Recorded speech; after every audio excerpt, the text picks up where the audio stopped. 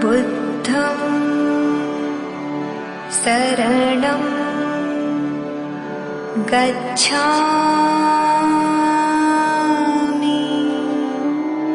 जय हिंद दोस्तों, मैं रजत कुमार आप सभी का स्वागत करता हूं बहुजन साहित्य के इस विशेष कार्यक्रम किताब पर चर्चा में, जहां हम चर्चा करते हैं बहुजन लेखकों द्वारा लिखी गई किताबें और बहुजन मुद्दों पर केंद्रित किताबों पर।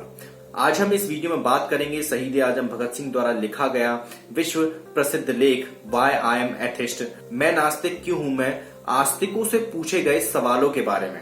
क्योंकि ये लेख बहुत बड़ा है, ये पूरा लेख मैं एक वीडियो में कवर नहीं कर सकता हूं, इसलिए इस वीडियो में सिर्फ मैं उनके द्वारा आस्तिकों से पूछे गए सवालों पर बात करूंगा।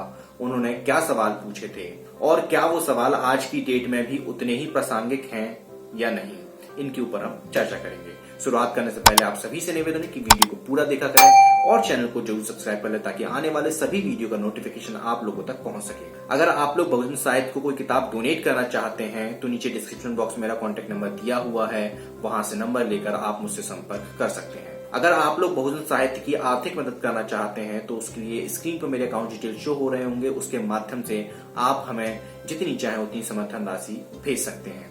आप लोगों ने अगर अभी तक हमें हमारे सोशल मीडिया अकाउंट्स पर फॉलो नहीं किया है तो डिस्क्रिप्शन में लिंक दिए हुए हैं, उन लिंक का उपयोग करके आप हमें हमारे सोशल मीडिया अकाउंट्स पर अभी फॉलो कर लें। आज की डेट में आप देखते हैं कि शहीद आजम भगत सिंह को जिस तरह से पोर्ट्रे किया जा रहा है, जिस तरह से लोगों के सामने रखा जा रहा है, ऐसा लगता है कि वो हमेशा बंदूक से ही बात करते थे। ऐसा लगता है कि जैसे जो भगत सिंह थे वो बहुत ज्यादा धर्म में आस्था रखने वाले व्यक्ति रहे होंगे। जो लोग नहीं पढ़ते उनको, जिन लोगों ने उनके बारे में नहीं पढ़ा है, जिन लोगों ने उनके द्वारा लिखा गया ये लेख मैं नास्तिक क्यों हूं ये नहीं पढ़ा है, वो लोग उनके बारे में इसी तरह की सोच बनाते हैं या उनकी ऐसी सोच बनाई जा रही है, उनको इस तरीके से पोर्ट्रे करके, इस तरीके से प्रदर्शित करके। लेकिन जब आप इस लेख को पढ़ोगे तो आपके दिमाग से बहुत सारी चीजें एकदम क्लियर हो जाएंगी भगत सिंह के बारे में। भगत सिंह अपने इस लेख में आस्तिकों से कुछ सवाल पूछते हैं और वो लिखते हैं, अब हम आस्तिकों से कुछ सवाल पूछना चाहते हैं। यदि आपका यह विश्वास है कि एक सर्वशक्तिमान, ऑलमाइटी, सर्वव्यापक, ओमनीप्रेजेंट और सर्वज्ञानी, ओमनिसिएंट ईश्वर है जिसने इस संपूर्ण सृष्टि की रचना की है, दुनिया को बनाया, तो कृपया कर मुझे यह बताइए कि उसने यह रचना क्यों की।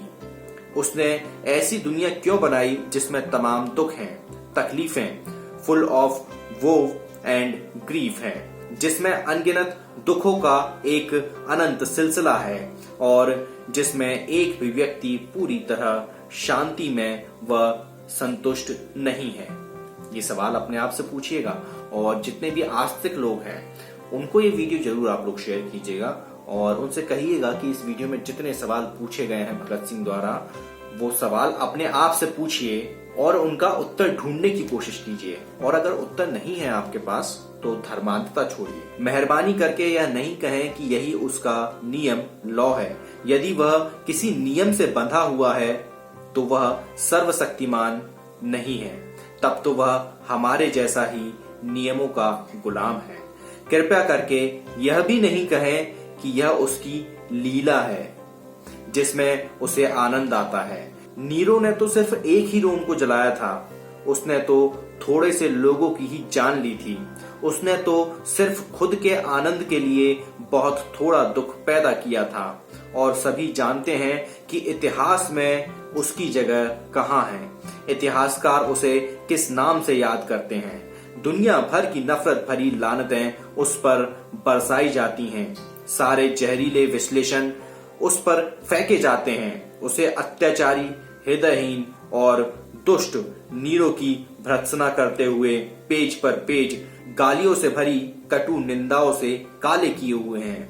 एक चंगेज खान था जिसने हत्या का आनंद लेने के लिए कुछ हजार लोगों को मारा था और हम उनके नाम तक से नफरत करते हैं। तब किस प्रकार आप अपने सर्वशक्तिमान ईश्वर को सही ठहराते हो?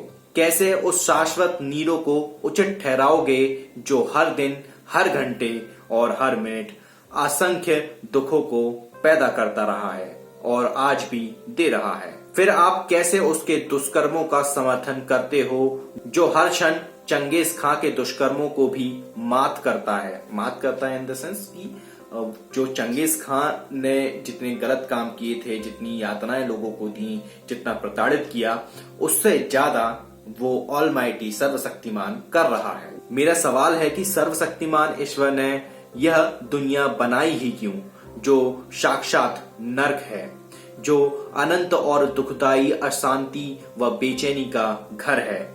उस सर्वशक्तिमान ने मनुष्यों की रचना क्यों की, जबकि उसके पास ऐसी रचना नहीं करने की शक्ति थी? इस सब का औचित्य या मकसद क्या है? क्या आपके पास इन सारे सवालों के जवाब हैं? अब आप कहोगे कि यह सब तो परलोक में निर्दोष उत्पीड़ितों के कष्ट सहन करने के लिए पुरस्कार और पाप यानी कुकर्म करने वालों को दंड देने के लिए हो रहा है। अच्छा, तो अब यह बताइए कि उस व्यक्ति को आप कहां तक सही ठहराओगे जो पहले तो हमारे शरीर को जख्मों से लहूलुहान कर दे, फिर बाद में जख्मों को ठंडा कर शरीर को आराम देने वाला मलहम लगाए। अगर कोई व्यक्ति हाथ में चाकू लेके आपका हाथ काट दे और बाद में फिर आपको सॉरी बोले और उसके ऊपर मलहम लगाए तो शायद आपको और ज्यादा गुस्सा आने लगेगा। यही तर्क भगत सिंह यहाँ पर रखते हैं। रोम में तलवारबाजों की संस्था के समर्थक और प्रबंधक जो पहले तो लोगों को भूखे और खूंखार शेरों के सामने फेंक देते थे और बाद में यदि कोई जिंदा बच जाते थे तो उनकी बड़ी अच्छी देखभाल करते थे। आप बताइए कि वे कहां तक सही थे? इसलिए मैं पूछता हूं कि उस परम सत्ता ने इस दुनिया की और उसमें मनुष्यों की रचना क्यों की? अपने आनंद, मनोरंजन या मजे के लिए? तो फिर आपके सर्वशक्तिमान ईश्वर और नीरो में क्या फर्क है? ये प्रश्न पूछिएगा कि तथाकथित जो आपका भगवान है वो हर मजहब का अपना एक भगवान है, तो हर मजहब के लोग अपने आप से प्रश्न करें कि क्यों की गई आपकी रचना क्यों की गई है, आपके अस्तित्व का मकसद क्या है? ये अब यहाँ पे जो हिंदू धर्म के अलावा जो धर्म है उनसे सवाल किए जा रहे हैं और इन सवालों को जरा गौर से सुनिएगा। हिंदू दर्शन के पास तो इनके अलावा और भी कई तर्क होंगे, लेकिन मुसलमानों और ईसाइयों, मैं आप लोगों से पूछता हूं कि आपके पास ऊपर पूछे गए सवाल का क्या जवाब है? आप तो पुनर्जन्म में विश्वास नहीं करते। आप तो हिंदुओं की तरह यह तर्क नहीं दे सकते कि प्रत्यक्ष रूप से निर्दोष लोग इसलिए दुख पा रहे हैं कि पिछले जन्मों में उन्होंने बुरे कर्म किए थे, यानी बुरे कर्मों का फल है। क्योंकि ये हिंदू धर्म में ये धारणा है पुनर्जन्म की और अगले जन्म की जो धारणा है, तो जनरली हिंदू धर्म वाले कह देते हैं कि आपको जो ये इस जन्म में जो आप कष्ट भोग रहे हो वो आपके पिछले कर्मों के कर्म है, और यही कहकर जो बहुजन तबका है उसको गुलाम बनाया जाता है। क्योंकि ब्राह्मण तो यही कहता है ना कि आपने पिछले जन्म में गलत कर्म किए थे इसलिए आपको अछूत और शूद्र बनाया है, अब इस कर्म में आप ब्राह्मण की सेवा कीजिए तो फिर अगले जन्म में आपको जो है वो ब्राह्मण बना देगा। ये जो स्वर्ण तबके का जो वर्ग है एक, जिसमें ब्राह्मण वैश्य क्षत्रिय आते हैं, उनमें आपको जन्म दे देगा, यही कहकर गुलाम बनाया गया है। इसके ऊपर भी भगत सिंह ने आगे कमेंट किया है। मैं आपसे पूछता हूं कि उस सर्वशक्तिमान ने शब्द द्वारा 6 दिनों तक इस दुनिया को बनाने की मेहनत क्यों की और क्यों हर दिन यह कहा कि सब ठीक है? ये स्पेशली मुसलमानों से सवाल पूछा जा रहा है। आज उसे बुलाइए, उसे मानव इतिहास का सारा रक्त रंजित व दुखों से भरा इतिहास दिखाइए। उसे कहिए कि आज की दुनिया की दशा का अध्ययन करें। हम देखेंगे क्या वह यह कहने की हिम्मत करता है कि सब ठीक है। जैसे कि काल कोठरियों, गंदी बस्तियों और झुग्गी झोपड़ियों में भूख से तड़पते मरते करोड़ों लोग पूंजीवादी राक्षसों द्वारा गरीब मजदूरों का खून चूसे जाने का धैर्य व असहाय भाव से देखने वाले शोषित मजदूरों, मामूली समझ वाले व्यक्ति को भी भय से कपा देने वाली मानवीय ऊर्जा की बर्बादी और अधिक उत्पादन को जरूरतमंद लोगों में बांटने के बजाय समुद्र में फेंक देने को बेहतर समझने से लेकर नरकंकालों की नींव पर खड़े किए गए शाही महलों तक आप हर दशा अपने ईश्वर को दिखाइए और फिर उससे कहलवाइए कि सब ठीक है, all is well in God's kingdom. परमात्मा की श्रेष्ठ रचना मनुष्य जगत में सब ठीक है, जरा यह कहलवाइए। यह सब गरीबी, जुल्म, दुख, शोषण आदि क्यों है और ये कहां से आया? यह है मेरा सवाल, लेकिन जवाब में आप खामोश हैं तो ठीक है, मैं अपनी बात आगे बढ़ाता हूं। भगत सिंह को यह पता है कि इन सारे सवालों के जवाब किसी भी धर्म के, किसी भी धर्मांध व्यक्ति के पास नहीं है, इसलिए वो कहते हैं कि आप खामोश हैं तो फिर मैं आगे बढ़ता हूं। अब हिंदुओं से प्रश्न पूछे जाएंगे। अच्छा हिंदुओं, आप कहते हैं जो लोग आज दुख भोग रहे हैं वे पुनर्जन्मों के पापी हैं। आप यह भी कहते हैं आज शोषण, अत्याचार व उत्पीड़न करने वाले लोग पूर्व जन्म के धर्मात्मा थे, इसलिए वे सामाजिक, आर्थिक व धार्मिक सत्ता का, सुख का आनंद ले रहे हैं। क्योंकि ये कहा जाता है कि आज जो सुख भोग रहा है उसने पिछले जन्म में बहुत अच्छा काम किया था, लेकिन जिसने पिछले जन्म में अच्छा काम किया था वो आज इस जन्म में आकर क्यों इतना क्रूर हो गया? इस सवाल का जवाब किसी के पास नहीं है, क्योंकि ये सब एक मनगढ़ंत कहानी है। मजे लूट रहे हैं। मानना पड़ेगा कि आपके पूर्वज बहुत बड़े धूर्त व चालाक थे। उन्होंने ऐसे सिद्धांत बनाए जिनसे तर्क, विवेक और अविश्वास के आधार पर की जाने वाली सारी कोशिशों को दबाकर नाकामयाब कर दिया जाए। चलो यह जांच पड़ताल कर देखते हैं कि वास्तव में इस तर्क में कितना दम है। कानून के विशेषज्ञों की राय में अपराधी को दी जाने वाली सजा सिर्फ 3-4 कारणों से उचित ठहराई जाती है। ये कारण या उद्देश्य हैं प्रतिकार यानी बदला लेना, रिवेंज, सुधार यानी अपराधी को सुधार कर सही रास्ते पर लाना, रिफॉर्म, और निवारण यानी दंड का भय दिखाकर लोगों को अपराध करने से रोकना। बदला लेने की भावना के सिद्धांत का विरोध व निंदा तो आज सभी प्रगतिशील विचारक करते ही हैं। दंड का भय दिखाने के सिद्धांत का भी यही हाल होने वाला है। सिर्फ सुधार का सिद्धांत ही मानवीय प्रगति के लिए जरूरी और अनिवार्य है। इसका मकसद अपराधी को बहुत योग्य और शांतिप्रिय नागरिक बनाकर समाज को लौटा देना है। लेकिन आज हम सभी मनुष्य को अपराधी मान भी लें तो ईश्वर द्वारा उन्हें दी जाने वाली सजा कैसी है? आप कहते हैं कि ईश्वर पुनर्जन्मों में बुरे कर्म करने वालों को गाय, बिल्ली, पेड़, जड़ी बूटी या कीड़े मकोड़े बनाकर दुनिया में भेजता है। आप इन सजाओं की संख्या 84 लाख योनियां बताते हैं। मैं पूछता हूँ, इसका मनुष्य पर कौन सा सुधारात्मक प्रभाव पड़ता है? आपको ऐसे कितने लोग मिले जो कहते हैं कि पाप करने के कारण पिछले जन्म में वह गधे के रूप में पैदा हुए थे? एक भी नहीं। क्योंकि अगर हिंदू धर्म के हिसाब से मान भी लिया जाए कि आपको पिछले जन्म के कर्मों का फल आज की डेट में मिल रहा है, इस जन्म में मिल रहा है, लेकिन पिछले जन्म का तो मुझे कुछ याद ही नहीं है ना, तो मेरे अंदर सुधार आने की संभावना ही नहीं है। जब मुझे यही नहीं पता कि मैंने गलती क्या की थी तो फिर मैं उसको सुधारूंगा कैसे? अगर मुझे ये पता है कि मैंने ये गलती की, फलानी गलती की, तो फिर मैं उसको सुधारूंगा। जैसे कि इस वीडियो को मैं शूट कर रहा हूँ, इस वीडियो में अगर कोई गलती होगी तो मैं एडिटिंग के वक्त में देखूंगा और उसको मैं ठीक कर दूंगा।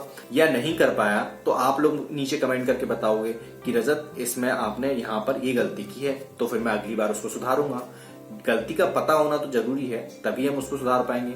लेकिन पुनर्जन्म का जो कंसेप्ट है उसमें इंसान इस जन्म में अपने पिछले जन्म के बारे में भूल जाता है, तो फिर किस बात का सुधार?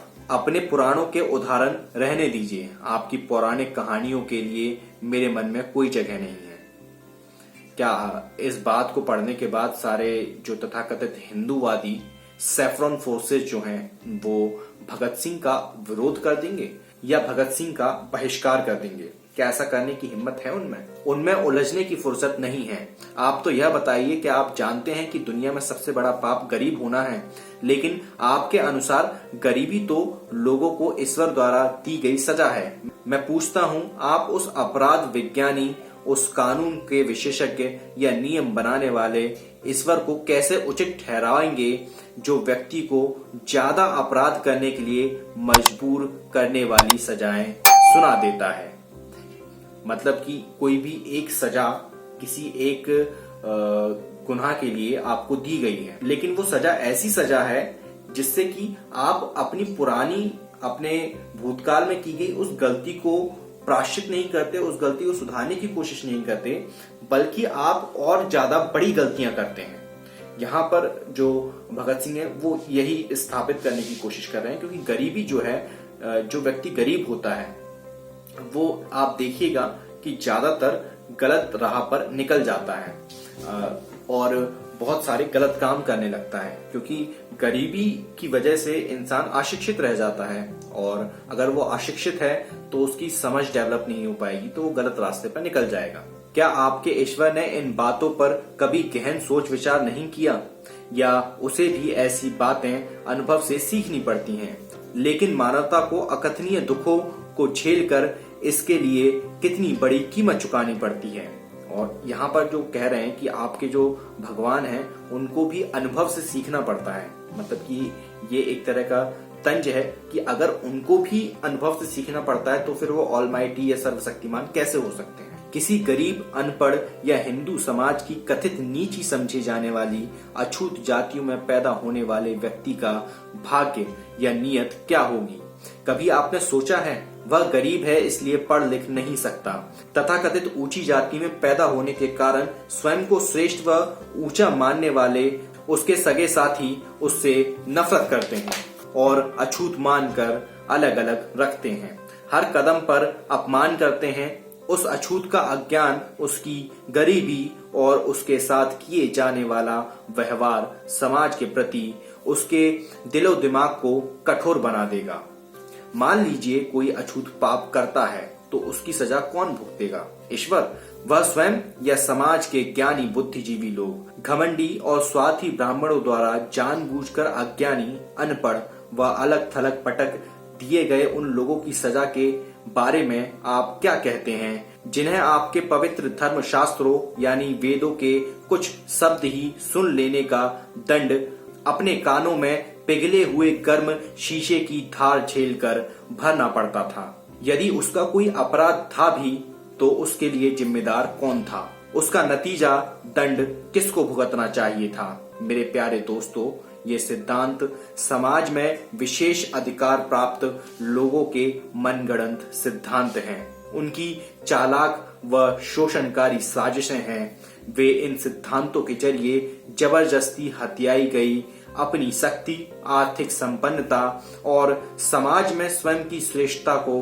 उचित ठहराते हैं। शायद दार्शनिक अपटन सिंक्लेयर ने कहीं लिखा है कि व्यक्ति को अमरता में विश्वास करने वाला बना दो और उसके पास धन दौलत आदि जो कुछ भी है सब लूट लो, वह उफ तक नहीं करेगा, यहाँ तक कि अपने को लूटने में खुद ही आपकी मदद करेगा।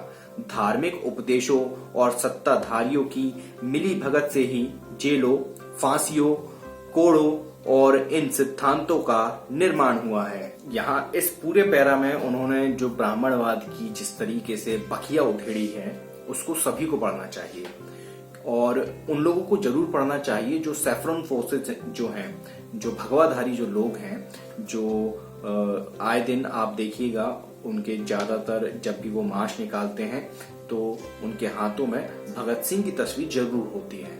ऐसे लोग सिर्फ भगत सिंह या फिर किसी भी महापुरुष का सिर्फ फोटो लगाकर प्रदर्शन करते हैं, उनके विचारों को कभी नहीं पढ़ते। अगर भगत सिंह के इन विचारों को भी पढ़ लिया जाए, बाबा साहब से आपको समस्या है तो आप भगत सिंह को ही पढ़ लीजिए। मोटा मोटा भगत सिंह के भी विचार उसी दिशा में जाते हैं, तो फिर तब भी ऐसा क्या है कि वो लोग भगत सिंह को भी नहीं पढ़ते? क्योंकि वो मानसिक गुलाम हैं। जैसे कि अभी जितने लोग ये वीडियो देख रहे हैं उनमें से बहुत सारे लोग हैं। मैं पूछता हूं कि जब कोई व्यक्ति पाप या अपराध करना चाहता है तो आपका सर्वशक्तिमान ईश्वर उसे रोकता क्यों नहीं? उसके लिए तो यह बहुत ही आसान काम होगा, उसके लिए तो यह बाएं हाथ का खेल जैसा होगा। उसने विश्व में युद्ध पैदा करने वाले लड़ाकू राजाओं को मारकर या उनके भीतर युद्ध के उन्माद को मारकर मानव जगत को विश्व युद्ध की महाविनाश व संकट से क्यों नहीं बचाया? वह अंग्रेजों के मन में कोई ऐसी भावना क्यों नहीं पैदा कर देता कि भारत को आजाद कर दें? वह सभी पूंजीपतियों के दिलों में परोपकार की भावना क्यों नहीं भर देता कि वे उत्पादन के साधनों पर अपना व्यक्तिगत संपत्ति का अधिकार छोड़ दें और इस प्रकार सारे मेहनतकश मजदूर वर्ग को ही नहीं बल्कि संपूर्ण मानव समाज को पूंजीवाद के बंधनों से मुक्त कर दे। ये वही पूंजीवाद है जो उस वक्त पूंजीवाद था लेकिन आज जातीय पूंजीवाद में तब्दील हो चुका है। और इसके ऊपर आप लोगों को बहुत गहराई से सोचना चाहिए कि हम किस दिशा में जा रहे हैं। आप समाजवाद के सिद्धांत की व्यवहारिकता पर बहस करना चाहते हैं, चलिए मैं यह जिम्मेदारी आपके सर्वशक्तिमान पर ही डाल देता हूं कि वह उसे व्यवहारिक बनाकर लागू करें। जो समाजवादी जो नीतियां हैं जिसमें कि सभी व्यक्ति को सारी चीजें मुहैया कराई जाए और ये सरकार की जिम्मेदारी होती है, मोटा मोटा मैं आपको बता रहा हूँ। तो जनरली लोग कहते हैं कि जो समाजवाद है वो बहुत अच्छा सिद्धांत है लेकिन व्यवहारिक नहीं है। तो भगत सिंह ये कहते हैं कि मैं उसकी जिम्मेदारी आपके सर्वशक्तिमान, आपके ऑलमाइटी, आपके अल्लाह ईश्वर गॉड पर डाल देता हूँ। वो ही समाजवाद को व्यवहारिक बनाते हैं, वो तो ऑलमाइटी है, कर सकते हैं। लोग इतना तो मानते हैं कि आम जनता की भलाई के लिए समाजवाद अच्छा सिद्धांत है, उसका विरोध करने के लिए उनके पास एक ही बहाना है कि वह व्यवहारिक नहीं है, यानी उसे लागू नहीं किया जा सकता। यदि ऐसा है तो आप अपने सर्वशक्तिमान ईश्वर को बुलाइए और उससे कहिए कि वह धरती की सारी धन दौलत व संसाधनों का लाभ कुछ लोगों की बजाय सभी मानव जगत को मिल जाए, ऐसी व्यवस्था कर दे। वह सारी दुनिया में समाजवाद लागू कर दे, वह संसार में हर चीज को सही तरीके से कर दे। आप इस तरह गोलमोल और विरोधाभासपूर्ण तर्क देना बंद कीजिए, ये चलने वाले नहीं है। आपको बता दूं कि अंग्रेजों की हुकूमत यहाँ इसलिए नहीं है कि ईश्वर की इच्छा है, बल्कि इसलिए है कि उनके पास ताकत है और हमारे लोगों में उनका विरोध करने की हिम्मत नहीं। वे ईश्वर की मदद से हमें गुलाम नहीं बनाए हुए हैं, बल्कि तोपों, बंदूकों, बमों, गोलियों, पुलिस और फौज तथा हमारी उदासीनता की मदद से बनाए हुए हैं। यह हमारी उदासीनता ही है कि सब राष्ट्र द्वारा दूसरे राष्ट्र का निर्लज्ज शोषण करने का सबसे घृणित पाप समाज के खिलाफ सफलता पूर्वक करते चले जा रहे हैं। कहाँ है ईश्वर? वह क्या कर रहा है? क्या वह मानव जाति के इन सब दुखों और तकलीफों का मजा ले रहा है? तब तो वह नीरो चंगेज खां है, उसका नाश हो। Down with him. इस आखिरी पैरा में शहीद आजम भगत सिंह जी ने जो चीजें चिन्हित की हैं उसको आप एक देश के ऊपर भी लागू कर सकते हैं, उसको आप एक समाज के ऊपर भी लागू कर सकते हैं। जो उदाहरण के लिए हम बहुजन समाज को लेते हैं। बहुजन समाज को गुलाम कैसे बनाया गया है कि आप खुद सोचिएगा। बहुजन समाज को गुलाम आध्यात्मिक रूप से बनाया गया है और जो सबसे लंबी गुलामी जो होती है, सबसे ज्यादा जड़ गुलामी जो होती है, वो आध्यात्मिक गुलामी होती है। इस चीज को समझिएगा और अपनी आध्यात्मिक गुलामी के खिलाफ विद्रोह कर दीजिए और फिर आप देखिएगा कि आपका जो बहुजन तबका है, बहुजन समाज है, वो उच्चतम शिखरों को छूने लगेगा। उम्मीद करता हूँ इस वीडियो से आप लोगों को कुछ ना कुछ सीखने को जरूर मिला होगा। इस किताब को मैं कई बार पढ़ चुका हूँ और ये किताब मेरी पसंदीदा किताबों में से एक है। इस किताब को अगर आप पढ़ना चाहते हैं तो नीचे बाय लिंक दिया हुआ है, वहां से जाकर आप इस किताब को खरीद सकते हैं। वीडियो को जितना ज्यादा हो सके उतने ज्यादा लोगों तक शेयर जरूर करें ताकि ये जानकारी सब लोगों तक पहुंच सके। शहीद आजम भगत सिंह के बारे में सही जानकारी लोगों तक पहुंच सके। मैं रजत मौर्य मिलता हूं आपसे अगले वीडियो में फिर किसी किताब के साथ। तब तक अपना और अपनों का ध्यान रखें, पढ़ने की आदत को विकसित करें, क्योंकि पढ़ेगा इंडिया तभी तो बढ़ेगा इंडिया। जय भीम, जय भारत, जय संविधान, जय जोहार।